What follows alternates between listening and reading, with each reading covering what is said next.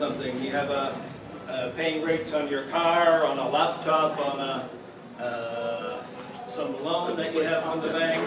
Rent? House? No. Rent, no. Percentage. That you borrowed money and that you're paying it back. Yes? So probably all of us have been in such a situation that we have some type of debt.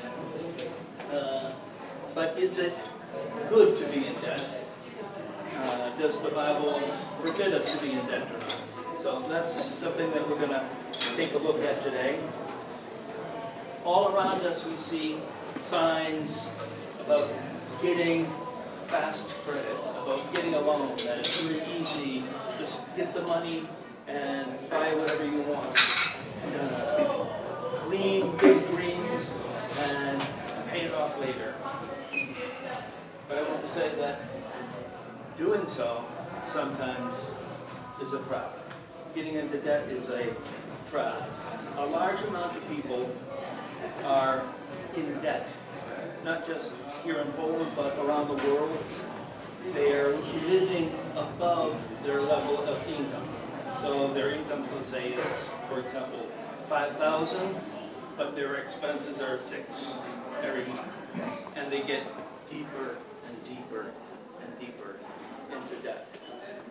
This is according to the latest statistics. The average outstanding debt to banks, contractors, and service providers per person in Poland last year was 20,067 zlotys. That was the average debt of each person. Of course, some people have a larger debt because they took out a loan from the bank to get an apartment or a car. Some people might have a smaller debt. That's the average. Why do we get into debt? Well, basically there's 2 reasons. The first is choice. That we want something and we want it now. And so go to the bank, get money to get what I want because I want it now. My neighbor has it, so I need to have it. My neighbor has this wonderful car, so I have to have this wonderful car. These people have this, and so I want to have this also. And it's usually, a lot of debt is usually because of I want this, and I want that, and I want this, that, and we don't think about what the consequences are later. Too many of us treat debt as a way to finance our wants and our desires because we're not able to say no. We're not able to say, let's wait. Before you borrow money, make sure that you have the financial margin or the financial means to manage any debt in your monthly cash flow. And I would suggest, instead of running to banks to meet your needs, that you go to God to meet your needs. Instead of relying on a bank to say, okay, I want this and this, first go to God. God, I like this. Is this a good idea? Should I do this? God, I ask for you to help me meet this need.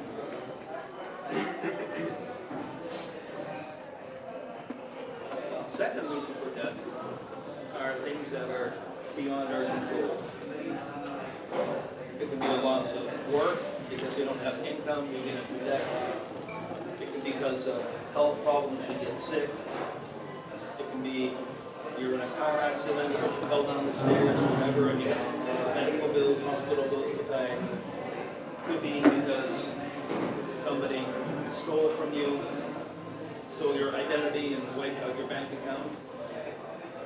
It could be because of natural disasters,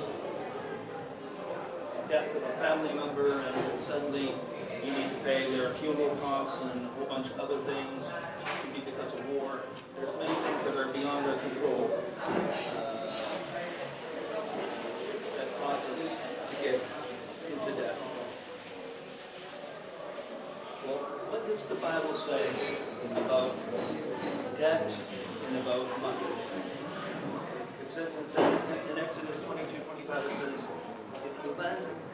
to one of my people among you who is needy, do not treat it like a business deal and charge no interest. In other words, God is saying, okay, I know that there are situations that your brother or your sister is going to have needs that you have more than they have, and you're able to meet their needs. If they are in a situation and you are able to, it's good to help those who are needy and not take advantage of your brothers or sisters. Take advantage of their situation. Had an accident or they got sick, and I'll lend them money and this is opportunity to make some money now by charging them a lot of interest. The Bible says in Deuteronomy 23:20, it says, you can charge a foreigner interest, but not a fellow Israelite, so that the Lord your God may bless you in everything that you do, and that you put your hand to in the land that you are entering to possess. I think that the previous verse in this verse, although it applies to the Israelites, you can transfer it over to the New Testament. That we should look at our brothers and sisters in the church, wastages. and if We they make have a a need, border and we're able to help them fulfill that need, not charge them. But can you charge interest? understand. Is it okay to charge interest? Well, here it says that you can charge a foreign interest. If you are working in a bank, of course, you are charging interest all the time because that's your profession. But in the house of God, we shouldn't try to take advantage of one another or try to get rich out of one another. Leviticus 25. 35 to 37. If any of your fellow Israelites become poor and are unable to support themselves among you, help them as you would a foreigner or a stranger so they continue to live among you. Do not take interest or any profit for them, but fear your God, so that they may continue to live among you. You must not lend them money at interest or sell them food at a profit. In other words, God doesn't want us to take advantage of someone else's misfortune, some difficulties that someone might have in the church. So in the Old Testament, the Israelites were not to charge interest, they were to make a profit off of one another. They were to help one another. Why is that? Because in the Old Testament, they didn't have governments that had governmental programs that were helping the needy. They didn't have foundations and organizations that would help people in need. Basically, the only way for the poor and the needy to be helped was by one another. And the believer's obligation was to lend money to someone else who is in need. The New Testament says, give to the one who asks you, and don't turn away from the one who wants to borrow from you.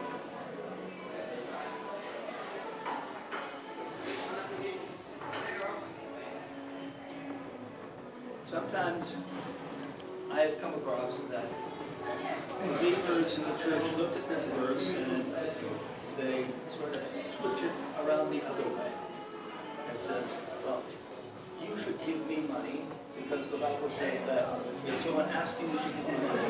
And so sometimes we might encounter a situation where our brothers and sisters will try to take the word and twist it for their own profit, their own advantage. So we need to be aware of that.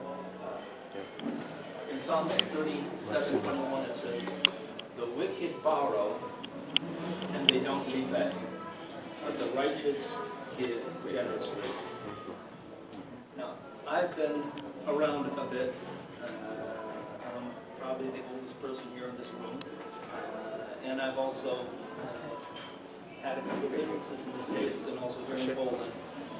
I've had some dealings with money and with people, and people asking for loans, people asking for services that I'll pay you back later, whatever. And I've even had situations where I've dealt with believers that ask for something, either ask for business services or ask for a loan. And then later they come back and say, well, you're a brother, you're a sister, you shouldn't expect for me to pay you back. The Bible here says that the wicked borrow and don't repay. So if I ask a brother or I ask a sister, can you help me out? Can you spare, 100 zlotys, or I have this big insurance medical bill to pay, can I borrow 1,000 zlotys from you, or whatever? It says that the wicked borrow and don't repay. So if I have in my mind, well, he should just forgive me, the Bible says, well, that's wicked. It's wicked to ask somebody for money, promise to pay them back, and then don't pay them back. The Bible says, if you do that, you're not really a brother. You're behaving wickedly. I'll tell you a story. Remember, when I had a company in the United States, I had a guy from another church that contacted me to do a very big contract. I had to hire 17 additional people in my company. I had to buy lots of additional equipment. And we worked on this project for this customer for about 6 weeks. And he wasn't paying his bills. And when I met with him, I found out that when he had hired me, he had already filed bankruptcy. And he said, well, you're a brother. We're brothers in Christ. You should just forgive me. And it cost me a lot of money. I spent a lot of money on the employees, a lot of money on the equipment. And this guy just, well, you should just forgive me. He said, you should forgive your brothers and sisters. I said, well, you're not acting like a brother. You're acting like a enemy. The Bible says it's better not to make a vow than to make one and not fulfill it. So if you borrow money, you are making a vow. Okay, I'm going to pay you back this amount of money every month for so many months. Better not to make a vow than to make one and not fulfill it. In Luke it says, if you lend money to those from whom you expect repayment, what credit is that to you? Even sinners lend to sinners, expecting to be repaid in full. But love your enemies, do good to them, and lend to them without expecting to get anything back. Then your reward will be great, and you'll be children of the Most High, because He is kind to the ungrateful and the wicked. Let me ask you a question. Has anyone here ever lent somebody money and you didn't get it back?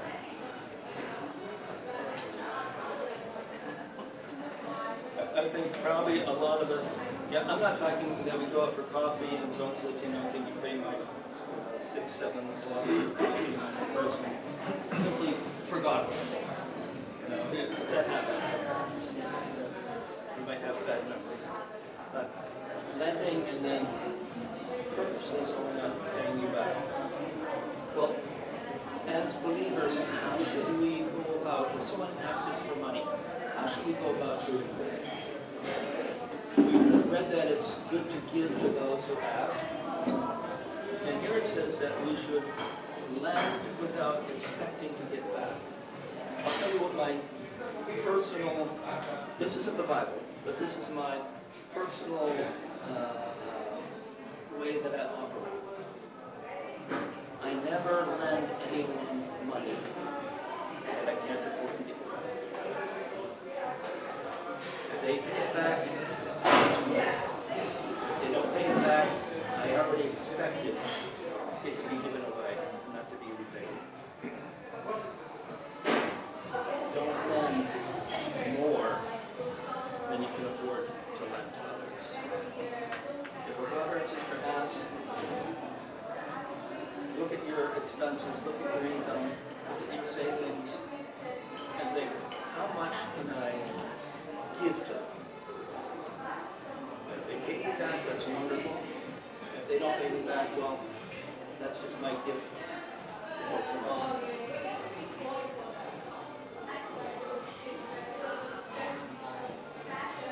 In the Old Testament, God created this system so that people could not become increasingly poor or get into debts. It was called the year of Jubilee. Every 7 years, all debts were canceled. And so, history in Deuteronomy 15. At the end of every 7 years, you must cancel debts. This is how it's to be done. Every creditor shall cancel any loan they've made to a fellow Israelite. They shall not require payment from anyone among their own people, because the Lord's path for canceling debts has been proclaimed.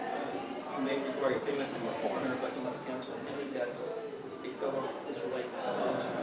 So back in the Old Testament, everything was calculated on here is the year of Jubilee.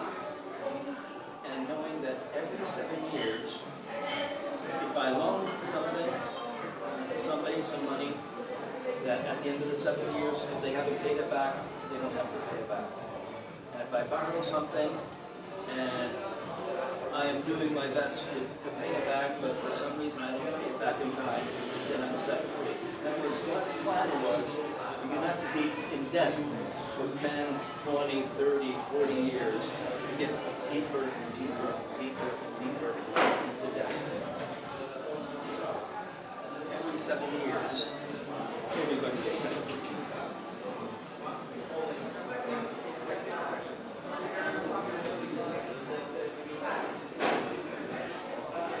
I think that's pretty good principle today, that we shouldn't get into long-term debt. Also in regards to debt, has anyone ever come to you and say, well, I need to get money from the bank, but they require a second sign? And you come to that situation and you're thinking, well, this is my friend, I should be a co-signer for him so he can get the loan from the bank. Well, what does the Bible have to say? One who has no sense shakes hands in a pledge and puts up security for a neighbor. The Bible doesn't forbid us to be a co-signer, to put up security, but it says it's not wise. Why is it not wise? Because you don't know what can happen tomorrow. Somebody comes to you and says, can you be a co-signer on my car loan or on my apartment loan? Said the apartment costs $500,000. And you say, yeah, I'll be a co-signer. And the guy says, yeah, I'm paying it off every month, no problem. You don't have anything to worry about. It's just a signature on a piece of paper. What happens if that person suddenly loses their job? What happens if that person suddenly gets sick, has a car accident, and they're not paying? Guess who's going to be paying that? $500,000. You're going to pay me because you put your signature. The Bible doesn't say don't do it. It says the person who does it isn't really thinking.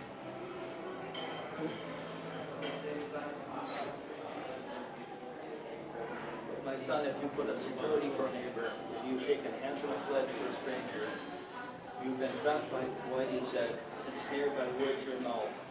Do this. Son, set yourself free since you've fallen into your neighbor's hands. Go to the point of exhaustion and give your neighbor no rest. And get yourself out of that situation. God doesn't want you to be stressed because of someone else's problems. Is there anything such as good debt? I think there is some good debt. Good debt is to increase our income. In other words, taking out a loan to get some professional courses. It might be a language course, it might be a course on learning software programming or whatever, to increase our education, to start a business, investment. In other words, we are taking a debt in order to invest in a better situation in the future. I think good debt is also to increase our assets, so a home or apartment or land. A car is not an asset. An asset asset is something that increases in value over time. A car is a liability because you're having insurance, you're having repairs, you're investing in the car continually, and the value is going down, down, down, down. So to say that we should never take out a loan for a car now, just realize that doing so, it's not increasing our income, it's only increasing our debt.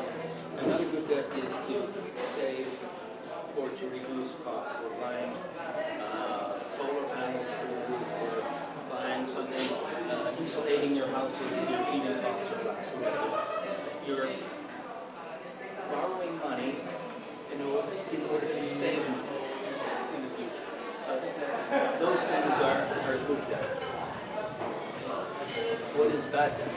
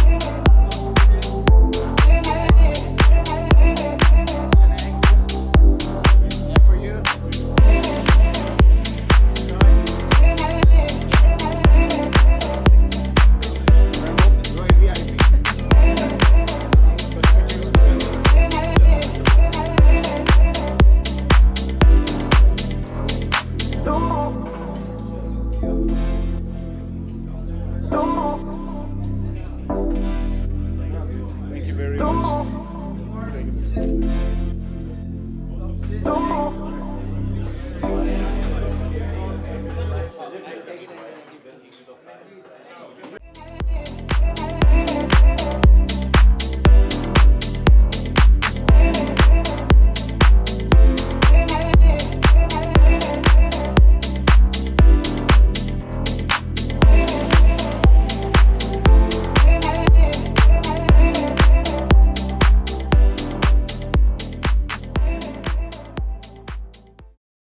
I want to encourage you, don't submit to the pressure to get something instantly just because you want to get it.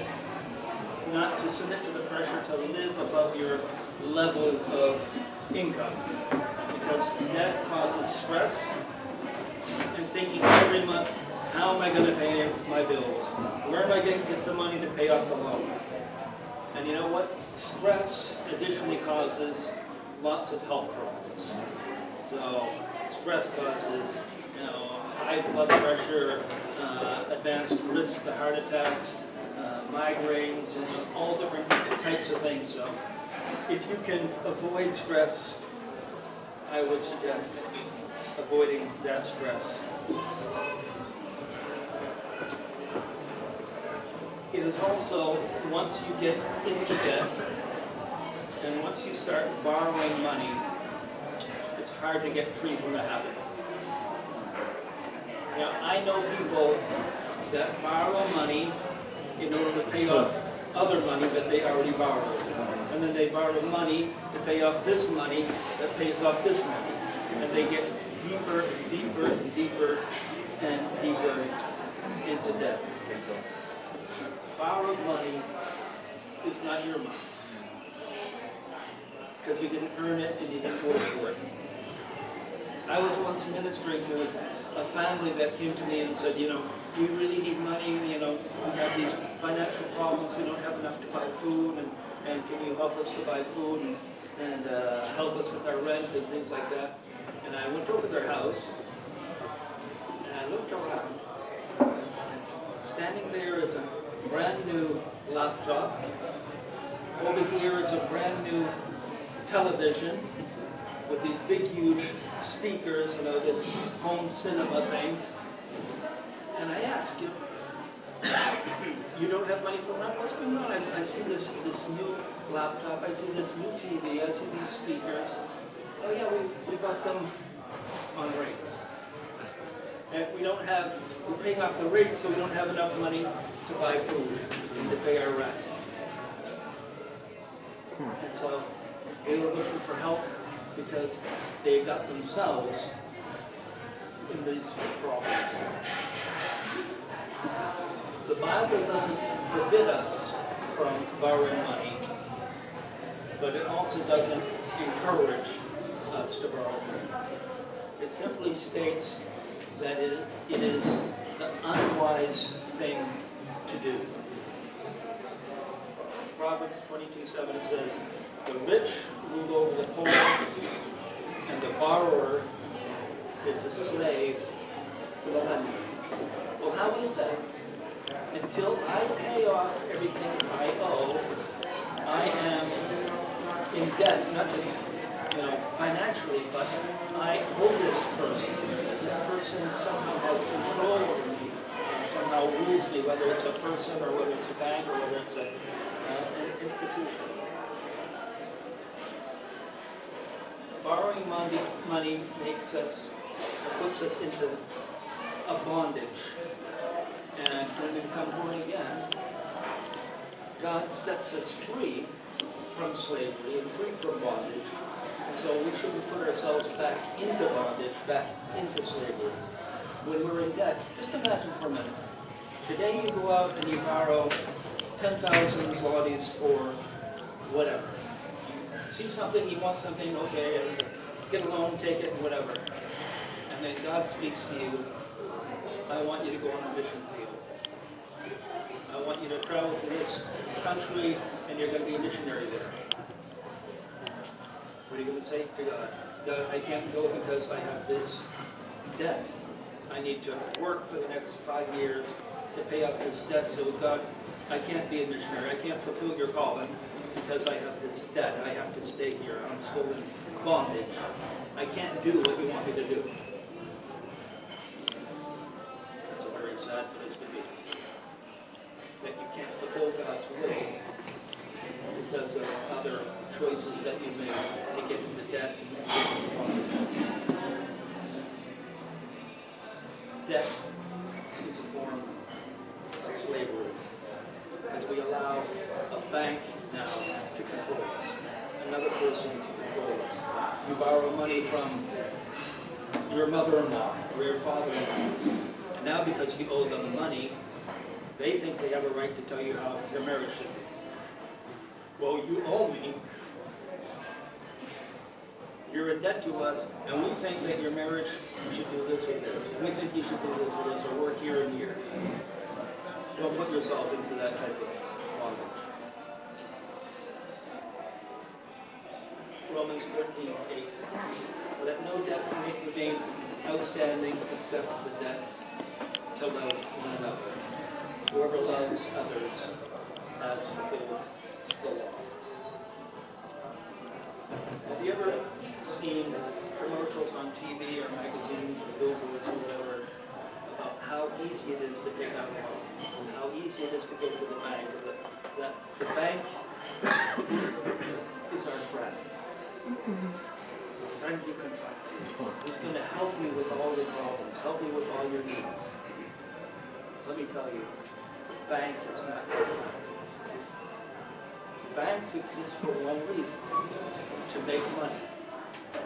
Who are they going to make money from? From you. They're not a charity. Banks are not a charity that just run and do good things for people. They are in the business to make money.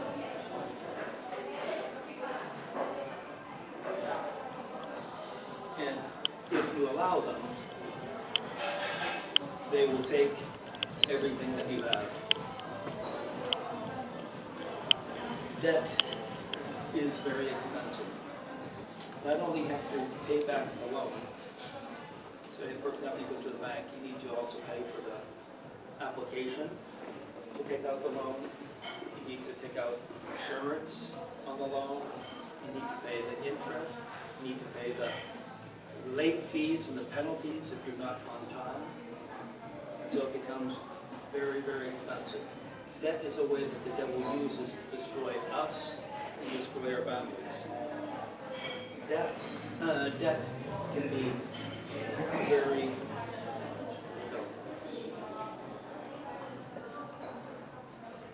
heavy burden that we can't lift ourselves. You don't know what tomorrow will bring.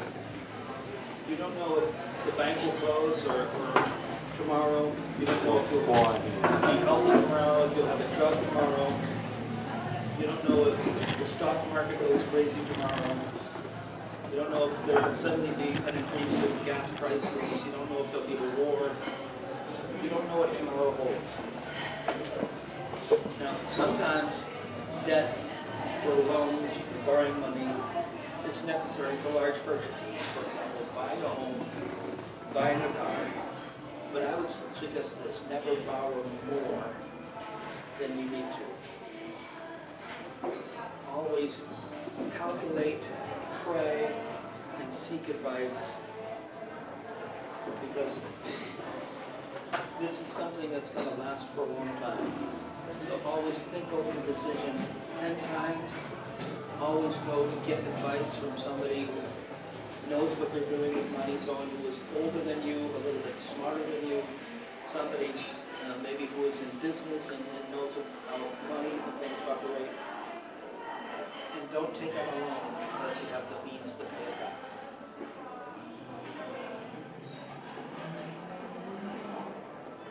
This is the dream, this is the American dream.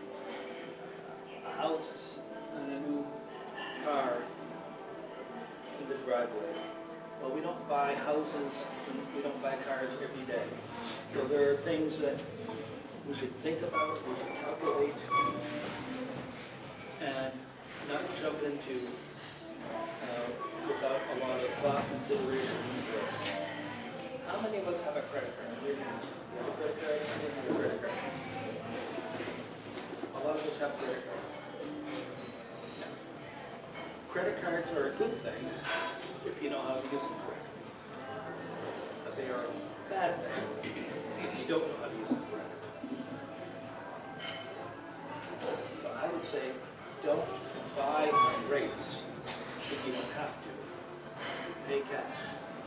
I know the temptation is to get it now, but it's better to take that money, put it aside, and wait till you have the full amount to buy something. So let's say you're in the store and you see this new home cinema system. And the salesman says, it's on promotion, marked down from 10,000 to only 5,000, you have to get it, the promotion, it's only today. You say, well, I don't have that type of money. It's no problem. Just do it on your credit card and pay it off every month. No problem. You fall into the trap. Okay, I'll just give you my credit card and I'll pay it off every month. If you have the same credit card that my wife has, and you made a 5,000 body purchase on it. She gets a credit card from Agricole Bank. And you started paying 100 zlotys a month to pay off that credit card. How long would it take you to pay 100 zlotys a month, pay off the 5,000 zlotys?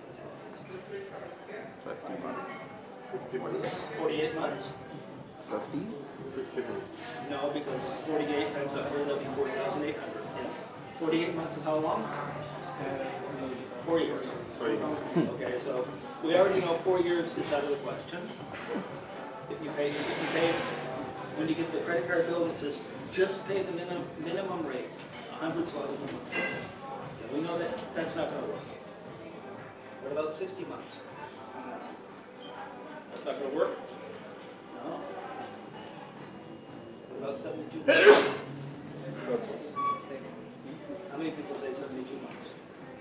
How long is 72 months?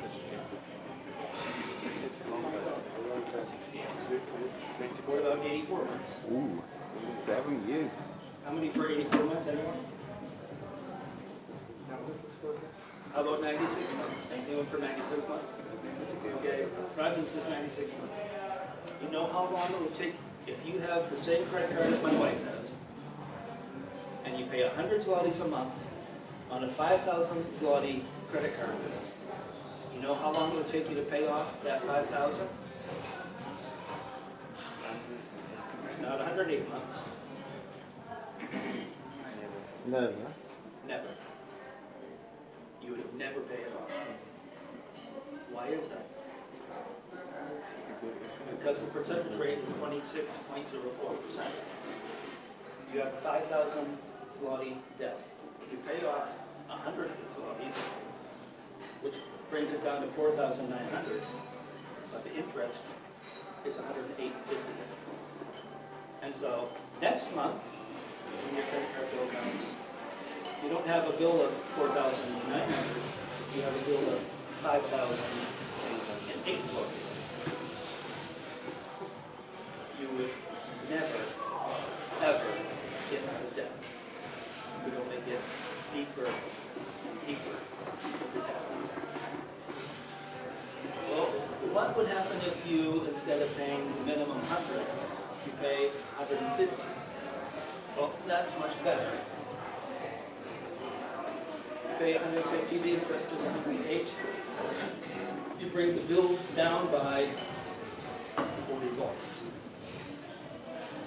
The second month, you've already paid 300 zlotys, and you brought the bill down by 85 zlotys. And so on, and so on. After 4 months, you've paid 750 zlotys, but your bill has only been reduced by 217. Debt is not a good idea. How long will it take you if you pay 150 a month? It will take you 5 years, and you pay on the 5,000 zlotys that you borrowed, 4,000 zlotys in interest. So almost the same.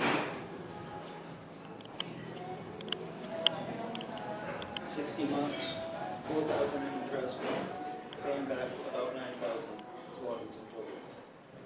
So what is the solution? Don't find rates. Put the money aside. Save. Pay cash. If you can, control yourself. Have some self-discipline. Wait. Save. Compare prices. Look for the same thing on the internet because usually it's cheaper.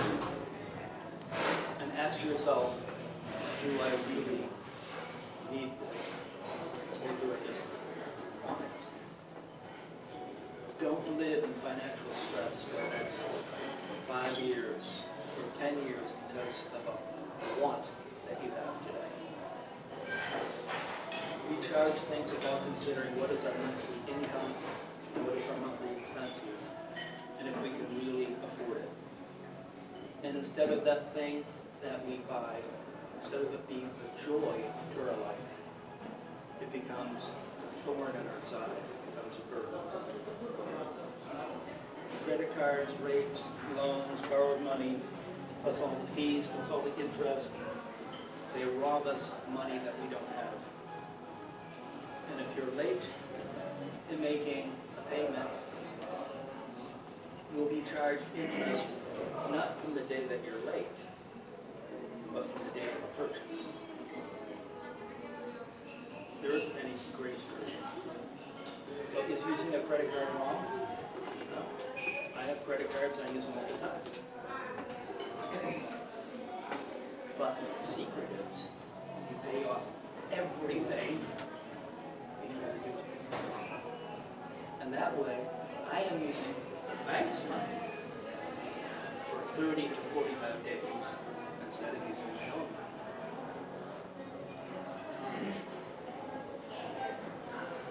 Credit cards are good to have in case of an emergency, because sometimes emergencies do come up. But pay off the entire thing. Don't pay it off in phases. Use a credit card if you can pay it off every month, and if you can control yourself. If you know how to say no to yourself. The Bible says that person without control is like a city whose walls are broken. The city has no walls around it. It's very easy to attack and destroy. Such a person has no self-control. Well, what's the easiest way to get out of debt? My first and foremost advice is this: be tight. Put God first in your life and also in your finances. Because if you don't put God first in your life, you shouldn't expect Him to help you get out of your financial problems. The next thing is to be a generous giver. Not only a tither, but a giver. Look for opportunities. Who can I bless? Who can I give to? Who can I help? Look also for ways how you can cut costs. Instead of an expensive phone, can I sell this phone and get a cheaper phone? Instead of this plan that is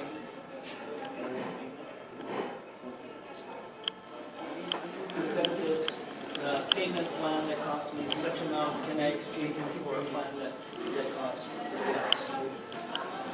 Sell things that you no longer need or use. Pay the rates that are higher than the minimum. And if you have 2 or 3 different debts, always pay off the one that has the higher interest rate first. And pay it off faster, and then look down to the ones that have the lower interest rates. Now, I've given you some information, but what you do with that information is now up to you. Change that information into wisdom and to apply it in your lives, and hopefully, if you are in debt, get out of debt. And if you're not in debt, not to get into it. So, we're going to have a time now of any questions. So if you have any questions about finances, about debt, about purchases, we're going to have a short question and answer period, and then we're going to split up into small groups and pray. So if you have any questions.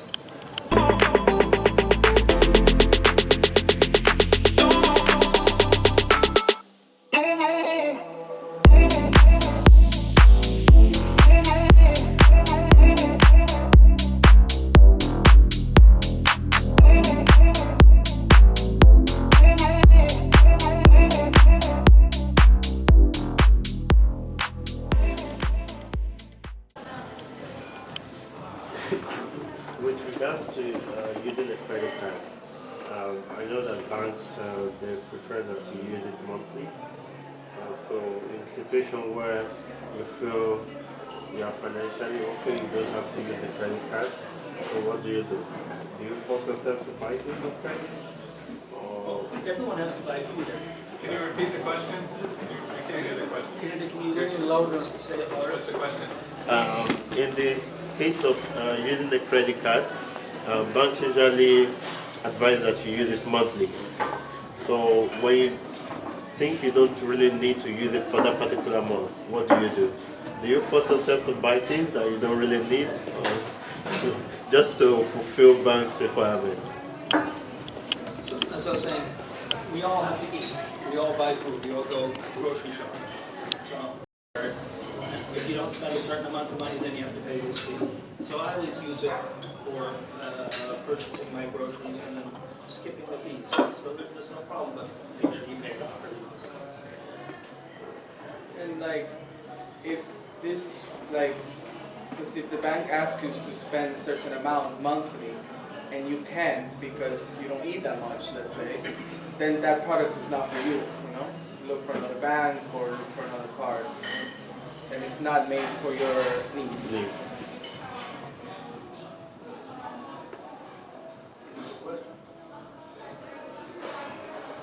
We were talking at our table about buying a house or buying an apartment or buying land.